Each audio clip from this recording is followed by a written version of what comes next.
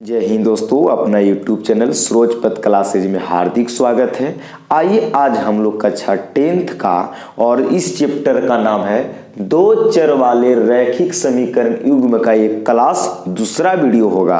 अगर अभी तक आप पहला वीडियो नहीं देखे हैं तो सबसे पहले आप जाके पहला वीडियो देखिए, क्लास 1 देखिए, क्योंकि मैंने उसमें ऑब्जेक्टिव करवाने से पहले उसमें कॉन्सेप्ट दिया है और कॉन्सेप्ट के साथ साथ उसमें मैंने 10 ऑब्जेक्टिव भी करवाया हूं। क्योंकि आपको कॉन्सेप्ट क्लियर नहीं होगा तो आपको यहां से सवाल नहीं बनेगा। तो सबसे पहले आप इस वीडियो को देखने से पहले आपसे हाथ जोड़ के रिक्वेस्ट करता हूं कि आप सबसे पहले क्लास 1 वीडियो को देख लीजिए, ताकि उसमें कॉन्सेप्ट आपको समझ में आ जाएगा और उसमें मैंने 10 ऑब्जेक्टिव भी करवा दिया हूं, इसलिए ठीक है।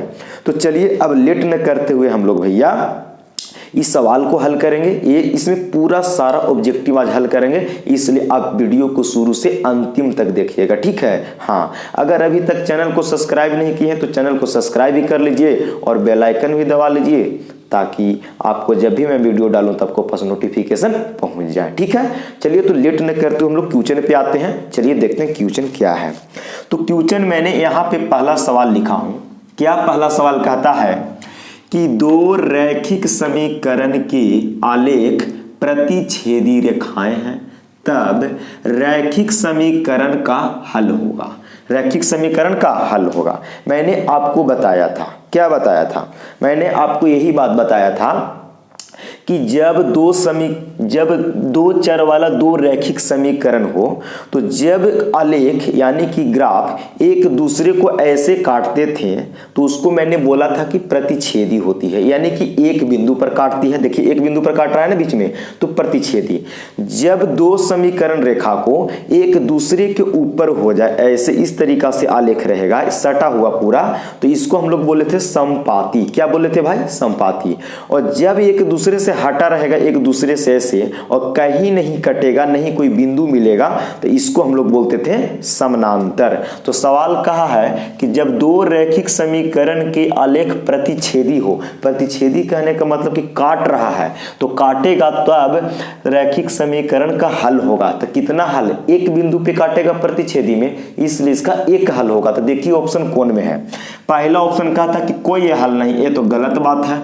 दूसरा कहता अनेक हल नहीं, ये भी गलत बात है। दो हल नहीं, एक हल होता है, तो ऑप्शन नंबर डी राइट हो जाएगा। ऑप्शन नंबर डी राइट हो जाएगा। अब हम लोग क्वेश्चन नंबर 2 पे आते हैं। क्वेश्चन नंबर 2 कहता है कि इनमें से कौन सी बिंदु रेखा 3x - के 2y बराबर 5 पर नहीं है। 3x - के 2y बराबर 5 पर नहीं है। ये 4 गो ऑप्शन दिया है और कहता है कि इनमें से कौन सा ऐसा बिंदु है जो इस समीकरण पर नहीं है। इसको हम लोग बाई ऑप्शन से रख के आराम से चेक करेंगे। देखिए इसको कैसे हम लोग सोल्यूशन करेंगे, ध्यान से बने रहिएगा। आपको एक क्वेश्चन आराम से हम लोग ऑब्जेक्टिव कर लेंगे। तो समीकरण दे ले था 3x - के 2y बराबर में 5। पहला ऑप्शन को रखिए तो x के मान यहां से 2 हो गया, y का मान ही हो गया, क्योंकि पहला x नियामक देता है, दूसरा y देता है। तो x का मान 2 है तो 3, x के जगह पर 2 रख दीजिए -2 गुने y के जगह पर 1/2 रखिए और बराबर में 5। अब इसको हल करके देखिए कि LHS और RHS बराबर आता है कि नहीं। तो 3 दूनी कितना? 6 -2 से 2 कट जाएगा, बचा 1 बराबर में 5। तो 6 में से 1 जगह 5 बराबर में 5। तो देख रहे हैं कि दोनों तरफ बराबर आ गया, LHS और RHS बराबर हो गया। तो EXY का जो मान होगा इस समीकरण इस बिंदु पर है, इस समीकरण पर है, लेकिन सवाल कहता कि इस समीकरण पर नहीं है। तो इसी प्रकार ये भी ऑप्शन चेक कर सकते हैं, ये भी बारी बारी से। तो मैंने आपको पीछे भी बताया था कि जब पहला ऑप्शन ना हो तो हम लोग मैथ के थोड़ा सा बेसिकली डी ऑप्शन रख के चेक कर लेंगे लास्ट में। तो डी में दिया है कितना? देखिए तो डी में दिया है x के मान 2 हो जाएगा और y के मान 3 हो जाएगा। तो समीकरण में रखिए तो इस समीकरण में तो 3, x के मान कितना रखिएगा यहाँ से? तो 2 - 2 है तो 2, y के जगह पे कितना रखिएगा यहाँ से? तो 3 और बराबर में 5। तो 3 दूनी 6 - 3 दूनी 6 बराबर में 5। 6 में से 6 घटाइएगा भैया 0 बराबर में 5। देखिए तो LHS और RHS बराबर हुआ नहीं ना, बराबर हुआ। इसलिए ये बिंदु जो होगा ना D, ये जो बिंदु रेखा है इस पे नहीं होगा। क्यों? क्योंकि LHS और RHS बराबर नहीं हुआ, इसलिए मेरा ऑप्शन नंबर D राइट हो जाएगा। A ऑप्शन रखिए, B रखिए, C रखिए, सब बराबर हो जाएगा, इसलिए तीनों होगा रेखा पर, लेकिन ये 2 3 वाला जो होगा इस रेखा पर नहीं होगा। तो क्वेश्चन पहला क्लियर, क्वेश्चन दूसरा क्लियर। अब हम लोग क्वेश्चन नंबर 3 की ओर बढ़ते हैं लेट न करते हुए। चलिए देखते हैं आगे। चलिए क्वेश्चन नंबर हम लोग 3 पे आ गए। क्वेश्चन नंबर बहुत बढ़िया है, इसको से हम लोग बहुत अच्छा एक लॉजिक भी समझेंगे। देखिए क्वेश्चन नंबर 3 कहता है कि रैखिक समीकरण युग में x + 3y - 4 बराबर 0 तथा 2x - 5y - 1 बराबर 0 है। पहला ऑप्शन दिया है अविरोधी, बी में दिया है विरोधी और सी में दिया है ए और बी दोनों और डी में कोई नहीं। अब आपको मन में एक सवाल आ रहा होगा कि अविरोधी क्या होता है, विरोधी क्या होता है, यही ना मन में सवाल आ रहा होगा। तो मैं आपको बता रहा हूं। देखिए अगर प्रतिच्छेदी होता है तो उस संगत भी होता है, अगर प्रतिच्छेदी भी होता है तो वो संगत भी होता है, अगर अनेक हल होगा, अनंत हल होगा तो भी संगत होते हैं। क्या होते हैं? संगत होते हैं। अच्छा, और प्रतिच्छेदी में एक हल होता था, अनेक हल में अनेक हल होते थे, उसको हम लोग क्या बोलते थे? संपाती बोलते थे। लेकिन अगर संगत होगा तो एक हल में भी संगत होता है और अनेक हल में भी संगत होता है। तो संगत होगा तो उसको हम लोग अविरोधी कहेंगे। कौन सी कहेंगे? अविरोधी। अब देखिए समानांतर जो होता है, कौन? समानांतर, यानी कि कहीं नहीं जो मिलता था उसको समानांतर को हम लोग क्या कहते थे? असंगत कहते थे। क्या कहते थे? असंगत। और असंगत के हम लोग यहाँ पे विरोधी कहेंगे। क्या कहेंगे? विरोधी। तो देखिए ये जो समीकरण दिया है, यहाँ x के गुणांक पूछना तो 1 है, कितना है? 1 है। चलिए ना, तो यहां से a1 का मान क्या भैया? a1 का मान a1/a2 निकालिए तो a1/a2, तो a1 का ये हो गया a1, ये हो गया b1, ये हो गया c1, ये हो गया यहाँ से a2, ये वाला हो गया b2 और ये वाला c2 हो गया। तो a1 का मान यहाँ से 1 बटा में a2 का मान कितना है? तो 2, a2 का मान 2, तो 1/2 हो गया, कोई दिक्कत नहीं है। b1/b2 निकालिए, b1/b2, तो b1 के मान 3 है तो 3 लिख दिए, b2 का मान यहाँ से -5 है तो -5 लिख दिए, काटेगा नहीं, इसे छोड़ दीजिए। c1/c2, c1/c2, c1 का मान है -4 और c2 का मान है -1, तो माइनस माइनस कट जाएगा, 1 से 4 में देंगे तो 4 आ जाएगा। तो ध्यान से देखिए ना, 1/2 क्या भैया? 1/2, यहाँ 3/5 और यहाँ 4 आ गया। तो क्या देखिए ना, कोई बराबर हुआ नहीं, तो a1/a2 बराबर नहीं हुआ b1/b2। तो इस कंडीशन को हम लोग क्या बोलते थे? इस कंडीशन को हम लोग बोलते थे क्या? इस कंडीशन को बोलते थे संगत भी बोलते थे। क्या बोलते थे? संगत बोलते थे। फिर प्रतिच्छेदी बोलते थे। क्या बोलते थे? प्रतिच्छेदी बोलते थे। इसमें हलों की संख्या क्या होगा? तो एक हल होता है। क्या होता है? एक हल। तो देखिए जो संगत होगा, क्या? जो संगत होगा उसी को हम लोग अविरोधी कहेंगे। क्या कहेंगे? संगत को ही हम लोग अविरोधी कहेंगे। अविरोधी कहेंगे। क्यों? क्योंकि कोई बराबर नहीं हुआ, कोई बराबर नहीं हुआ तो संगत भी कहेंगे, प्रतिच्छेदी भी कहेंगे, क्योंकि एक बिंदु पर काटेगा, इसके हलों की संख्या 1 होगा, एक बिंदु पर काटेगा प्रतिच्छेद, और इसी को हम लोग संगत को अविरोधी कहेंगे। कौन सी कहेंगे? अविरोधी। अब मान लीजिए कि समानांतर होता तो उसको विरोधी कहते हैं। तो यहाँ पे संगत हो गया क्योंकि कोई बराबर, इसलिए अविरोधी। ऑप्शन नंबर ए राइट हो जाएगा। क्वेश्चन 3 क्लियर हुआ। तो चलिए क्वेश्चन नंबर 4 पे चलते हैं। चलिए क्वेश्चन नंबर 4 पे आ गए और क्वेश्चन नंबर 4 क्या है इसको हम लोग कैलकुलेशन करेंगे। तो क्वेश्चन नंबर 4 कहता है कि यदि x बराबर √7 + 4√3 तो x + 1/x का मान क्या होगा बताइए। x + 1/x का मान क्या होगा बताइए। वही है, x का मान दे दिया, इतना का मान पूछ रहा है। मैं आपको एक थोड़ा सा लॉजिक बता रहा हूँ। क्या लॉजिक है? इस लॉजिक को हम लोग समझने की कोशिश भी करेंगे। देखिए सवाल दिया है क्या दिया है कि x बराबर रूट अंडर 7 प्लस 4 रूट 3 है। x बराबर रूट अंडर 7 प्लस 4 रूट 3 है। तो इसको कहता है कि x प्लस 1/x का मान निकालना है। तो देखिए इसको हम लोग किससे करेंगे, बहुत आसान है, थोड़ा सा समझने की कोशिश कीजिएगा, ठीक है। देखिए यहाँ पे मैं इसको किस तरीका से फॉर्मेट में करूंगा, इसको समझने की थोड़ा सा जरूरत है। देखिए मैं अगर बोलूं कि 7 को मैं ऐसे लिख सकता हूं, देखिए तो 4 प्लस 3, कोई दिक्कत है तो बोलिएगा कि नहीं, क्यों, क्योंकि 4 और 3 जोड़ेंगे तो फिर 7 हो जाएगा। तो 4 और 3 को ऐसे ही तोड़ दिए, 7 को 4 प्लस 3 में, बीच में प्लस था तो मैं प्लस दे दिया। देखिए ये 4 जो रूट के बाहर है ना, इसको मैं अंदर ले जाता हूं। तो किस तरीका से, देखिए इस तरीके से ले जा सकता हूं, देखिएगा ध्यान से। ये 4 बाहर है तो मैं अंदर रूट में ले जाऊंगा तो 2 हो जाएगा, कितना 2 होगा। और रूट 3 है तो इसको मैं अंदर ही रूट ही में रहने दूंगा, अभी तक तो कोई दिक्कत नहीं होना चाहिए। 7 को मैंने 4 प्लस 3 लिख दिया, प्लस था मैंने प्लस दे दिया। 4 बाहर था तो मैंने इसको रूट में ले जाऊंगा तो 2 को 4 है तो बाहर में 1 फिर निकल जाएगा। और रूट 3 है तो मैंने इसको भी तो रूट में लगाया हूं, 3 को, कोई दिक्कत नहीं है। अब समझिए, अब यहाँ पे क्या करेंगे इसको समझिएगा ध्यान से। अब देखिए 4 प्लस 3 प्लस, ये देखिए अब इस सब को हम अलग अलग रूट करते हैं, कुछ फार्मूला पे सेट करना हम चाहते हैं, इसलिए ऐसा कर रहे हैं। देखिए तो मैंने क्या करूंगा कि एक वो रूट 4 को मैंने बाहर लिख दिया, कितना लिख दिया बाहर, इनटू फिर मैं 4 को बाहर लिखता हूं। देखिए किस तरीका से, रूट 4 इनटू में रूट 3, कोई दिक्कत है यहां तक जी, मैंने सब पर रूट अलग अलग कर दिया, बाकी के तो अभी वही बात है। आप समझिएगा यहाँ पे मैं किस तरीका से करूंगा इसे।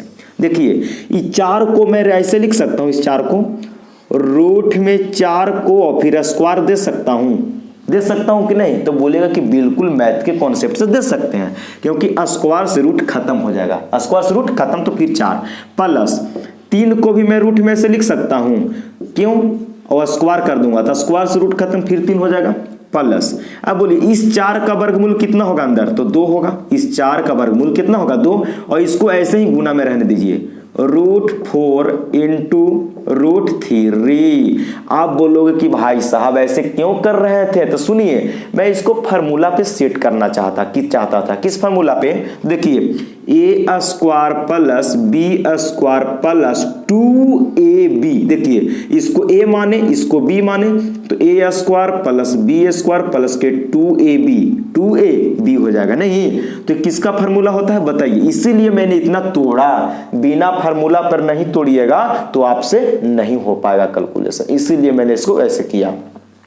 तो बोलिए a स्क्वायर b के जगह रूट 3 और a की जगह रूट 4, तो a square plus b square plus के 2ab, तो फार्मूला होता है a प्लस b के होल स्क्वायर। a के जगह पर कितना है तो रूट 4 और b के जगह पर रूट 3 और पूरा का होल स्क्वायर, कोई दिक्कत नहीं, दे दिया a प्लस बी के होल स्क्वायर। स्क्वायर से रूट का होगा बड़ा वाला कट जाएगा, तो कितना बचेगा यहाँ से रूट 4 प्लस रूट 3 आ गया, किसका मान भाई x का मान।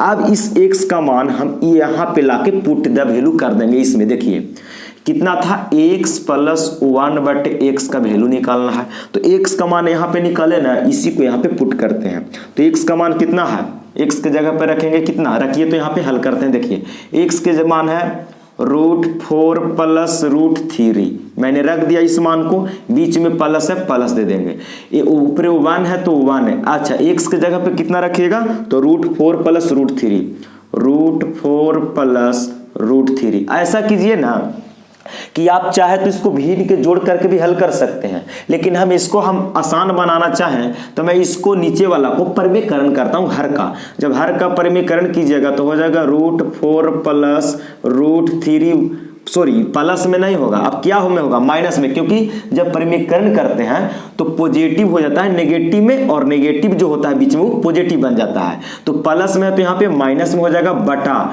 और रूट 4 और माइनस के रूट 3 हो जाएगा। मैंने परमेकरण कर दिया, कोई दिक्कत नहीं, क्योंकि इसको से इसको तो फिर काटेंगे तो वही चीज मिल जाएगा। अब देखिए यहाँ पे मैंने इसको हल करता हूं, तो √4 प्लस √3 प्लस √4 माइनस √3 से 1 में गुना कीजिएगा, ऊपर तो उतना ही रह जाएगा, कितना, तो √4 माइनस के √3 बटा, देखिए यहाँ पे फार्मूला पे सेट हो रहा है। कैसे फार्मूला पे सेट हो रहा है, तो a प्लस बी और a minus B, a plus B a minus B, तो होता है a square minus b square, तो एक की जगह √4, तो √4 का a square minus b, b की जगह पर √3 का होल स्क्वायर, कोई दिक्कत नहीं है। इसको हल कीजिए, √4 प्लस √3 प्लस, देखिए ऊपर है √4, कितना ऊपर यहाँ पे √4 माइनस √3 बटा, देखिए स्क्वायर से रूट क्या होगा, इन दोनों का हट जाएगा, तो कितना बचेगा 4 माइनस स्क्वायर से रूट खत्म, तो बच गया 3,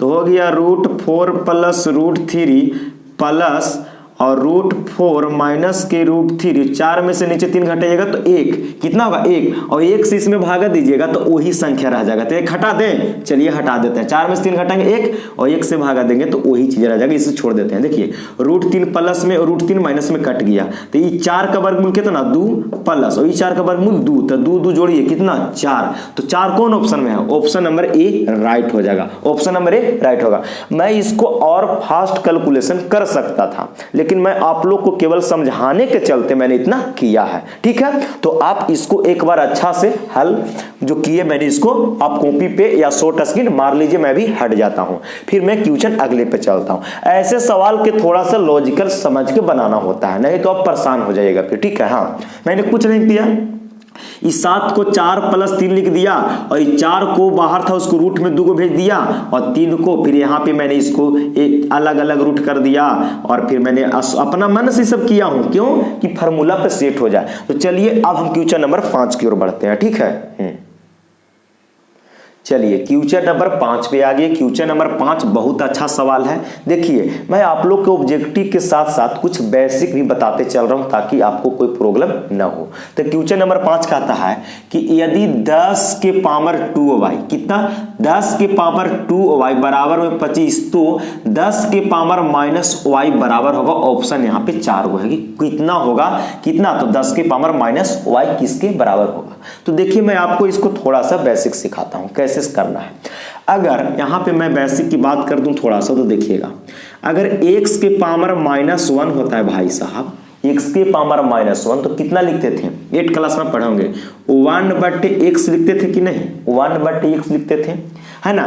तो 1/x को हम भी x के पावर -1 लिख सकते हैं और 1/x को इतना इतना की जगह पर इतना कर सकते हैं, और माइनस हट गया, ऊपर माइनस हटाने के लिए ऊपर 1 किए बटा, और x के पावर 1 है तो x के पावर 1, तो x के पावर 1 कहेंगे तो x से रह जाएगा।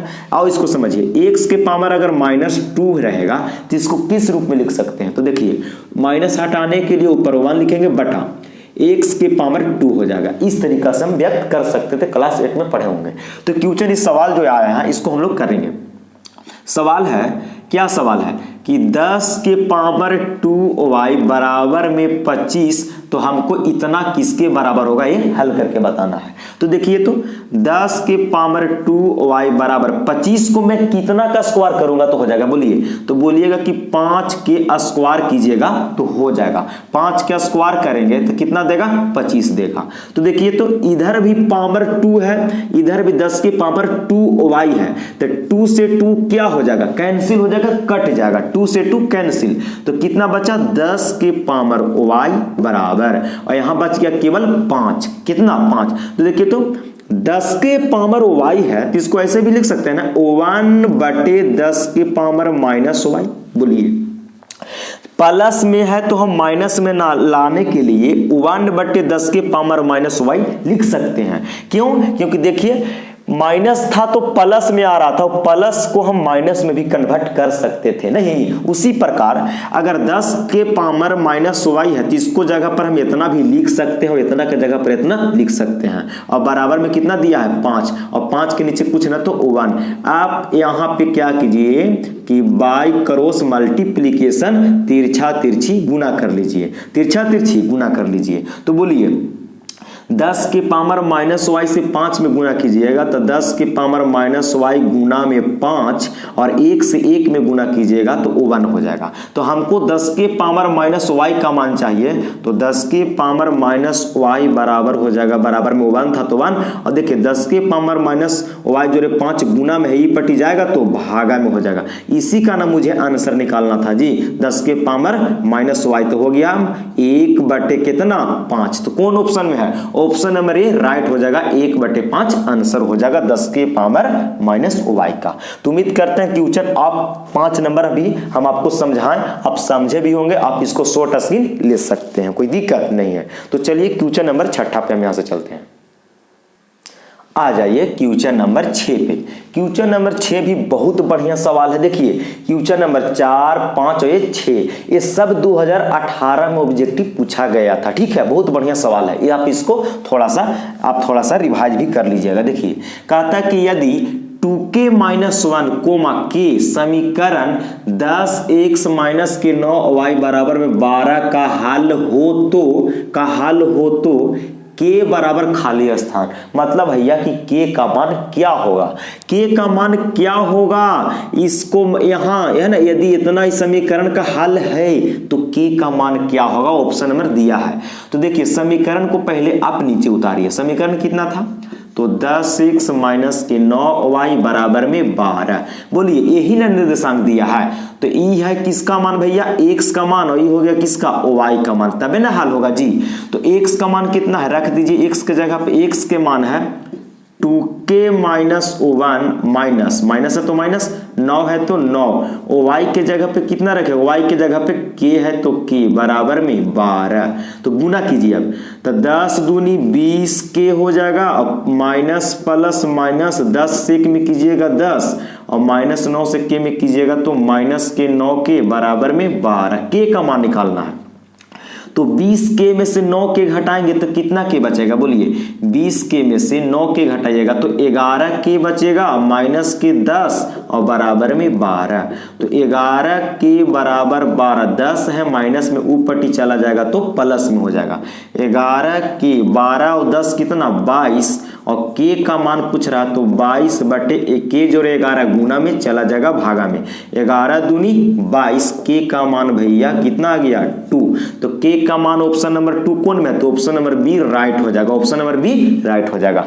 ई जो दिया था एक्स के मान, ई वाला जो था वाई के मान, एक्स और वाई का मान इस समीकरण में मैंने पुट कर दिया और इसी प्रकार गुना करके और एक के का मान निकाल लिए, तो के का मान 2 हो गया, कोई दिक्कत नहीं। चलिए क्वेश्चन नंबर 7 की ओर बढ़ते हैं। आ जाइए भाई साहब क्वेश्चन नंबर 7 पे आ गए हैं। क्वेश्चन नंबर 7 बहुत आसान है, मैंने आपको ऐसा कॉन्सेप्ट डायरेक्ट बताया था क्लास 1 में, और देखिए इसको किस तरीका से। a1 बटे a2 बराबर है b1 बटे b2 नॉट इक्वल टू बराबर नहीं है c1 बटे c2, तो समीकरण निकालें a1x प्लस b1y प्लस के c1 बराबर 0 और a2x plus b2y plus c2 बराबर 0 है तो हल होगा।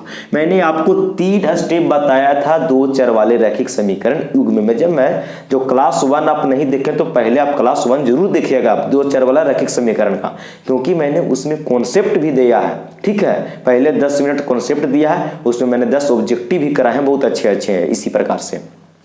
तो देखिए जब एक कंडीशन रहता है ना, जब एक कंडीशन रहता है कि a1 बटे a2 बराबर b1 बटे b2 बराबर नहीं होगा c1 बटे c2, तो इस कंडीशन को हम लोग क्या बोलते थे? इस कंडीशन को हम लोग समानांतर कहते थे। क्या कहते थे? समानांतर, यानी कि दोनों रैखिक समीकरण युग्म में कहीं मिलते नहीं थे। तो समानांतर का हलों की संख्या कितना होता है? तो समानांतर में जब कटवे नहीं करेगा कोई बिंदु तो उसका कोई हल नहीं होगा। तो ऑप्शन नंबर कौन में है? कोई हल नहीं, ऑप्शन नंबर पहले के हमारा सही हो जाएगा। अच्छा, अद्वितीय हल का कंडीशन क्या होता है भैया? अद्वितीय हल माने एक हल, तो इसका कंडीशन क्या होता है? इसका होता था a1 बटे a2 और बराबर नहीं होगा b1 बटे b2, यही ना होता था। अनेक हल के कंडीशन क्या होता था? तो a1 बटे a2 बराबर b1 बटे b2 और बराबर c1 बटे c2, तीनों बराबर होता था तो अनेक हल, और जब यहाँ पे कोई बराबर नहीं तो अद्वितीय हल, और जब एक बराबर होगा एक बराबर नहीं तो कोई हल नहीं। तो आप उम्मीद करते हैं कि इसको से तीनों हम लोग क्लियर कर लिए। तो क्वेश्चन 7 हो गया। क्वेश्चन नंबर हम लोग 8 की ओर चलते हैं। ठीक है, आ जाइए क्वेश्चन नंबर 8 पे। तो क्वेश्चन नंबर 8 क्या कहता है कि समपाती, क्या है भैया, समपाती रेखाओं के लिए शर्त खाली स्थान होता है। तो समपाती मतलब कहने का मतलब कि दोनों जो आलेख होगा दो चर वाला रैखिक समीकरण युग्म का, वो समपाती कहने का मतलब कि एक दूसरे के ऊपर रहेगा, एक दूसरे के ऊपर रहेगा, एक दूसरे के ऊपर रहेगा। यानी किस तरीका का ग्राफ बनेगा, तो इस तरीका का रहेगा, देखिए इस तरीका का रहेगा, एक दूसरे के ऊपर रहेगा। तो जब एक दूसरे के ऊपर रहेगा तो उसको हलों की संख्या अनेक हल होता है, कितना, अनेक हल। और उसका कंडीशन होता है कि सब बराबर a1 बटे a2 बराबर b1 बटे b2 बराबर c1 बटे c2। तो चलिए समपाती की कंडीशन जान गए। तो यहाँ पे तीनों बराबर है नहीं, तो पहला ऑप्शन गलत। बी में देखिए तो a बटे d b बटे बराबर c बटे, देखिए a d b e c और एक जगह कोई ना कोई संख्या रहा है, क्या रहा है, वह रहा। तो तीनों यहाँ पे बराबर है, तो ऑप्शन नंबर बी राइट हो जाएगा। यहाँ देखिए सी में एगो बराबर नहीं है, एगो बराबर, तो इसी गलत हो जाएगा। यहाँ पे ई बराबर है, ई बराबर नहीं था, इसी गलत हो जाएगा। तीनों बराबर होना चाहिए समपाती के लिए, तीनों आपस में बराबर होता है, तो ऑप्शन नंबर बी राइट होगा। क्लियर। तो क्वेश्चन नंबर हम लोग 9 की ओर बढ़ते हैं।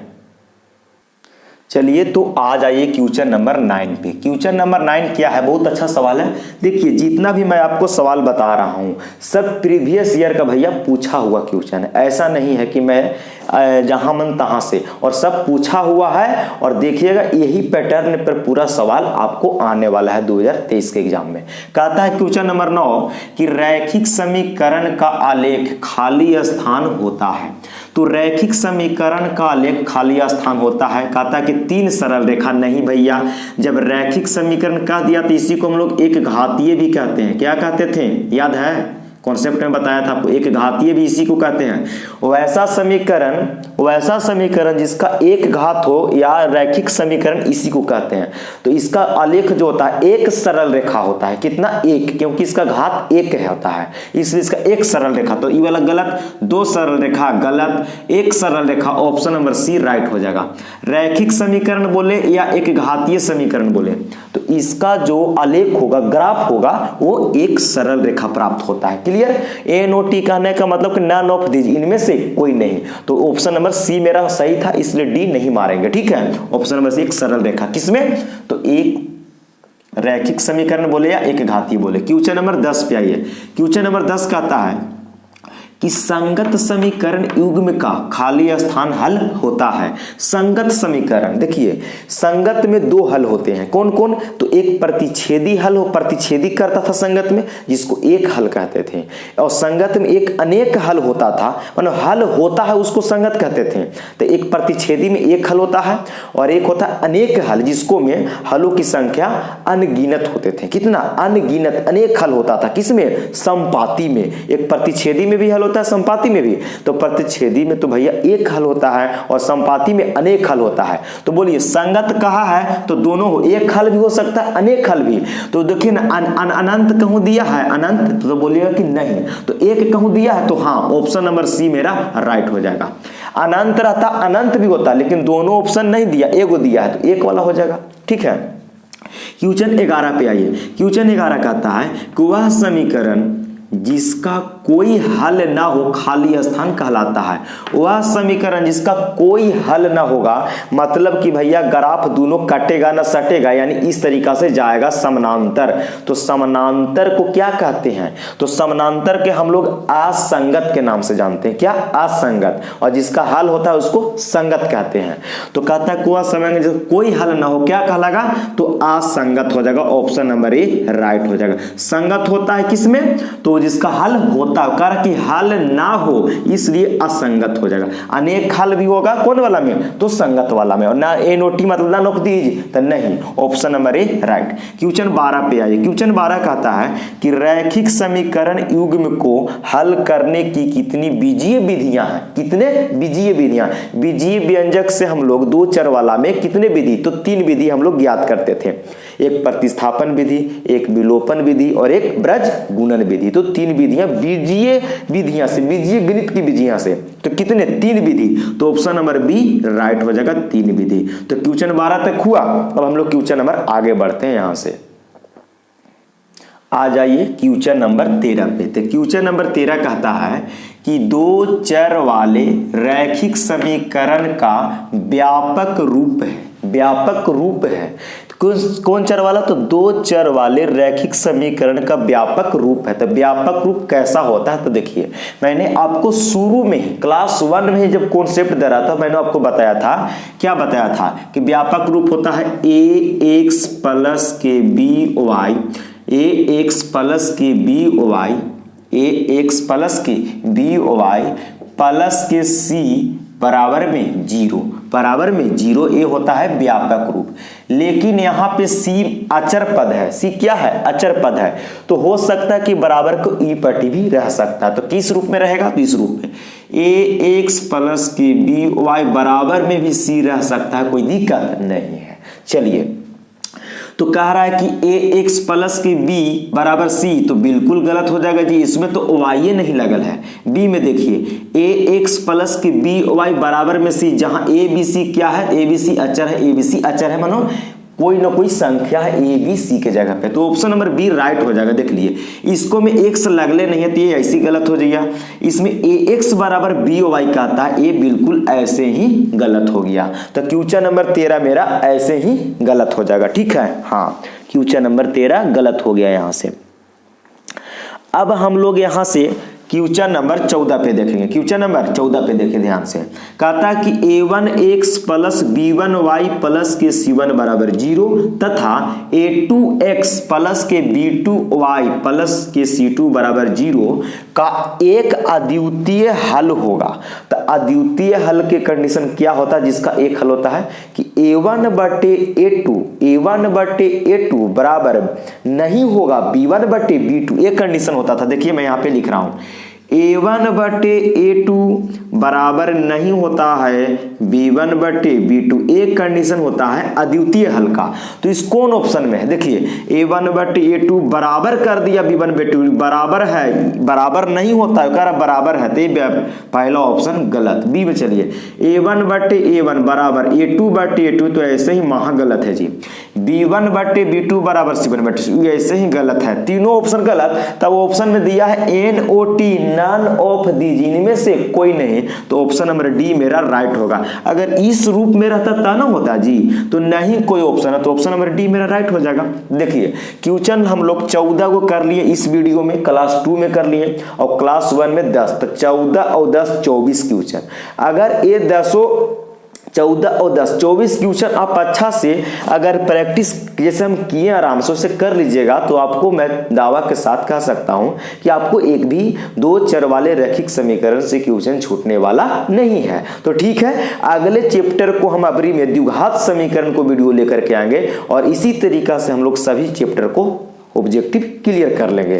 तो अब आपको वीडियो अच्छा लगता है तो चैनल को सब्सक्राइब कर लीजिए और बेल आइकन भी दबा लीजिए, ताकि वीडियो मैं डालूं तो आपको पास नोटिफिकेशन चला जाए। और अगर अच्छा लगता है तो अपने दोस्तों को, बगल के पड़ोसों को भी शेयर कर दीजिए, ताकि उन लोग को भी इससे वीडियो से बेनिफिट मिल जाए। तो आज भर इतने, फिर हम लोग अगली वीडियो मिलते हैं। जय हिंद।